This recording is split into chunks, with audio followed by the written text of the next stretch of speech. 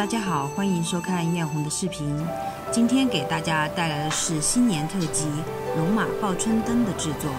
今天我们的这个灯中间有春的字样，周围是一些梅花开放，灯头的部分设计了道夫的图案，表达了对新春美好的祝愿。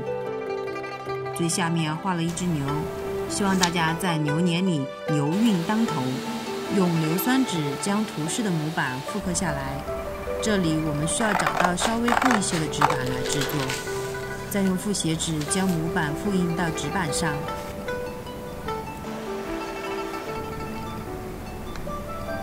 灯的外形以宫灯为参考，运用剪纸的方式进行雕刻和制作。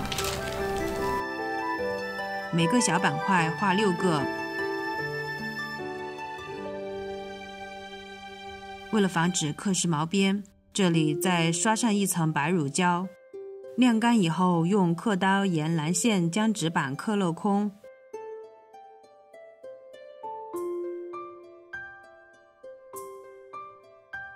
然后在两面都喷成红色，整个灯的镂空雕花部分就完成了。接下来我们来制作骨架，用铁丝弯成6个6边形，大中小各2个，然后将其组装起来。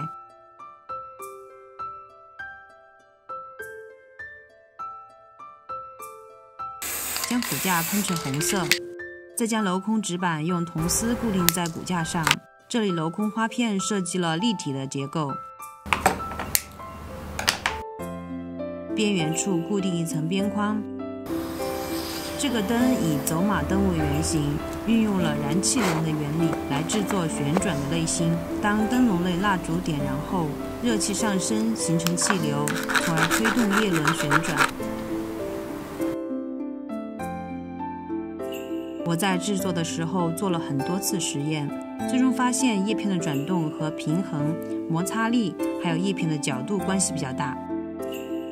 将我们想要的剪纸悬挂在叶轮上，于是就有了我们看到的旋转的燕子，感觉仿佛燕子在树林中穿梭一样。早在宋朝就有走马灯了，许多古籍都有关于走马灯的技术，多因在灯各面上绘制古代武将骑马的图案，而灯旋转时看起来好像几个人你追我赶一样，故名走马灯。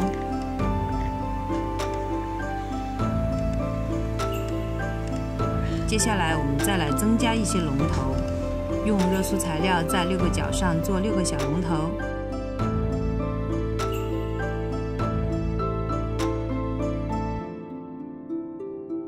并且做上棘的部分。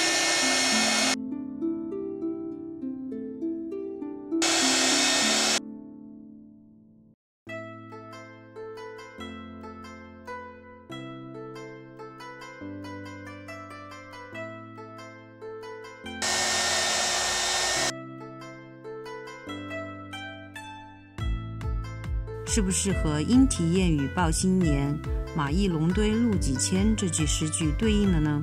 这也是我们这个龙马报春灯的名字的由来。做好后再用电镀金涂成金色，用电镀金一定要请小伙伴们佩戴好口罩哦。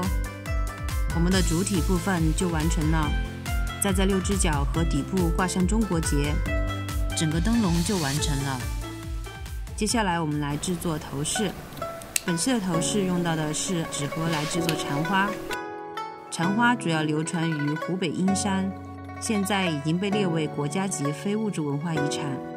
用纸板和铜丝扎成底，然后再用丝线绕在上面做成不同花瓣的形状，最后再组合成花朵。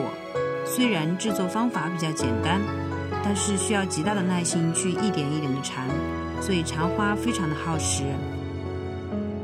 因为是穿大红色的衣服，所以我们这里用仿点翠的颜色。头饰的第2个部分就是鸡珠花的制作。在很多点翠饰品中会用到鸡珠花来点缀，用很小的珍珠穿成不同形状的花瓣。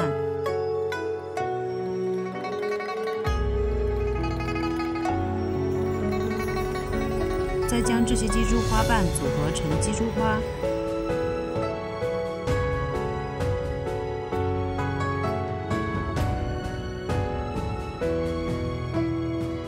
然后再和我们的蝉花、红玛瑙组合起来，我们的头饰就完成了。这里做了一朵昙花，3只小珠花簪。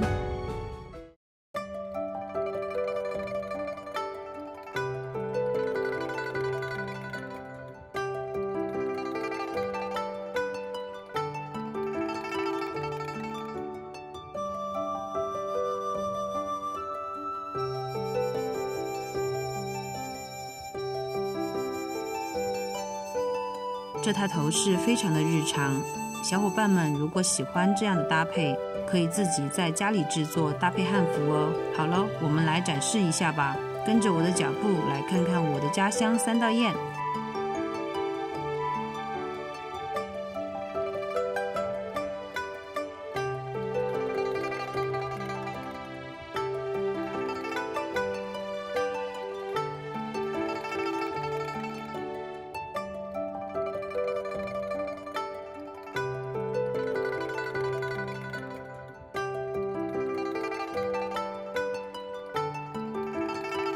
好了，本期的视频就到这里，我们下期再见，拜拜。